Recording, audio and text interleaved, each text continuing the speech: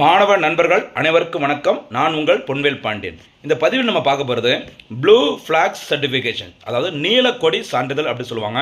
இந்த நீலக்கொடி சான்றிதழ் யாரால் வழங்கப்படுகிறது அப்படின்னு சொல்லி பார்த்தீங்கன்னா FEE அப்படிங்கிற அமைப்பு, சரி, ஃபவுண்டேஷன் ஃபார் என்விரான்மெண்டல் எஜுகேஷன் சொல்லுவாங்க. டென்மார்க்கின் தலைநகரம் கோபன்ஹேகன், இங்கே தான் இந்த FEE அமைப்பு செயல்பட்டு வருகிறது.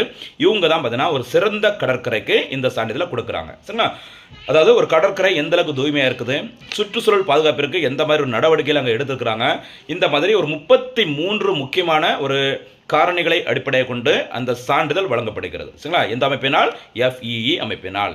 இந்த FEE அமைப்பினால் அந்த நீலக்கொடி சான்றிதழ் எதற்காக வழங்கப்படுகிறது அப்படின்னா, அந்த சர்டிஃபிகேட் கொடுத்தாங்க அப்படின்னா இந்தியாவை சேர்ந்தவங்களும் சரி, வெளிநாட்டை சேர்ந்த சுற்றுலா பயணிகளும் அந்த கடற்கரையை தேடி வரதுக்கு வாய்ப்பு இருக்குது. இதன் மூலம் அந்த பகுதியோட, அந்த நாட்டினோட, அந்த மாநிலத்தின் சுற்றுலா சூப்பராக மேம்பாடு அடையும். சரிங்களா?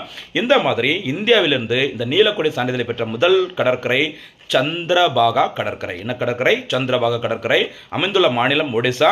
ஜூன் 2018 இந்த சான்றிதழ் முதல் முறையாக வழங்கப்பட்டது. இது மட்டும் இல்ல, ஆசியாவிலிருந்து இந்த ப்ளூ ஃபிளாக் சர்டிஃபிகேட்டை வாங்கின முதல் கடற்கரை இந்த சந்திரபாகா. ஓகேவா? சரி, தமிழ்நாட்டில் 2021ஆம் ஆண்டில் கோவளம் கடற்கரைக்கு இந்த நீலக்கொடி சான்றிதழ் முதல் முறையாக வழங்கப்பட்டது.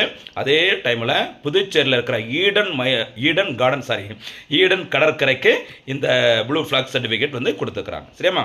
இன்றைய பதிவுக்கான கேள்வி: இந்தியாவில் மற்றும் தமிழ்நாட்டில் நீலக்கொடி சான்றிதழை பெற்ற முதல் கடற்கரைகள் எவை? இதற்கான பதிலை கரெக்டாக கமெண்ட்ல சொல்லுங்கள். நன்றி.